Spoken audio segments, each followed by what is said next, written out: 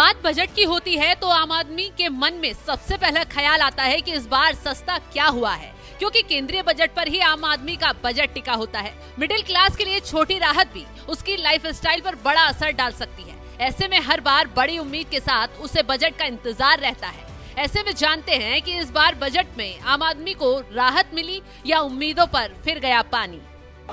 In this budget, the proposed development measures span 10 broad areas, focusing on Garib, Youth, Annadata and Nari.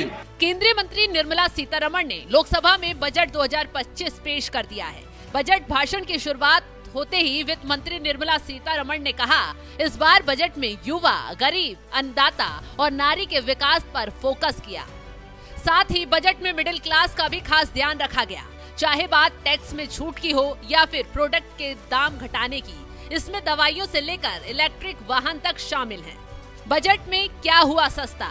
Electric vehicle, car और ई bike, electronic सामान, cancer की दवाइयाँ, 36 जीवन रक्षक दवाइयाँ, mobile phone, mobile battery, चमड़ा और लेदर के product, handbag, leather shoes, Bharat में बने कपड़े, एलईडी और एलसीडी टीवी। दरअसल सरकार ने कई प्रोडक्ट पर इंपोर्ट ड्यूटी कम कर दी है, खासकर लेदर और दवाएं, जिसका असर कई प्रोडक्ट के दाम पर पड़ेगा। अब बात करते हैं महंगा क्या हुआ। बजट में क्या हुआ महंगा? Flat panel display, TV display, fabric, कुछ प्रोडक्ट पर कस्टम ड्यूटी 10% से बढ़ाकर 20% कर दी गई है, जिसके बाद इनके दाम बढ़ जाएंगे। दरअसल सस्ता महंगा का हिसाब कुछ ऐसा है कि सरकार किसी भी प्रोडक्ट के दाम डायरेक्ट घटाती बढ़ाती नहीं है, बल्कि उन पर होने वाला एक्स्ट्रा खर्च जैसे एक्साइज ड्यूटी, इंपोर्ट ड्यूटी, ये सब कम ज्यादा होने से प्रोडक्ट के दाम घट बढ़ जाते हैं। टैक्स में भी मिडिल क्लास को राहत। बजट में टैक्स पेयर्स को बड़ी छूट दी गई है। अब 12 लाख तक की इनकम पर कोई टैक्स नहीं देना होगा। नौकरी पेशा लोगों को 12,75,000 की इनकम पर कोई टैक्स नहीं देना होगा। 75,000 का ये जो स्टैंडर्ड टैक्स डिडक्शन है वो केवल नौकरी वालों के लिए है। नौकरी के अलावा इनकम के दूसरे सोर्स पर टैक्स में छूट केवल 12 लाख तक ही मिलेगी। इसके अलावा IT रिटर्न भरने की समय सीमा पहले 2 साल थी, उसे बढ़ाकर 4 साल कर दिया गया है। सीनियर सिटीजन्स के लिए TDS की लिमिट भी बढ़ाकर 50,000 से 1 लाख कर दी गई है। PM मोदी ने क्या कहा? बजट पर प्रधानमंत्री नरेंद्र मोदी ने वित्त मंत्री निर्मला सीतारमण की तारीफ की और कहा कि ये भारतीयों के सपनों को पूरा करने वाला बजट है। 140 करोड़ भारतीयों की आकांक्षाओं का बजट है। ये हर भारतीय के सपनों को पूरा करने वाला बजट है। हमने कई सेक्टर्स युवाओं के लिए खोल दिए हैं।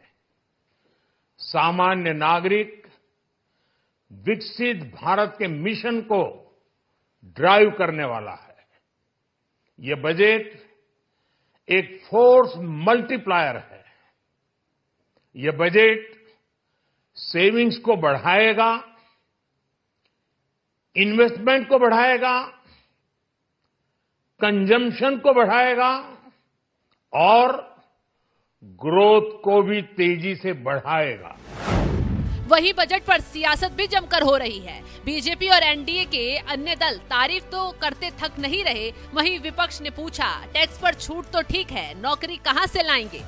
इस बजट में अमीर और गरीब के बीच की दूरी को कम करने के प्रावधान दिए गए हैं। गांव और शहर के बीच की दूरी को कम करने का इसमें जिक्र किया गया है। युवाओं का, महिलाओं का, मिडिल क्लास का जिस तरीके से हैंड होल्डिंग का जिक्र इसमें किया गया है, युवाओं के स्किल को किस तरीके से मजबूती देने के प्रावधान इसमें बनाए गए हैं। मुझे लगता है हर क्षेत्र, हर सेक्टर को ये छूने वाला ये बजट है।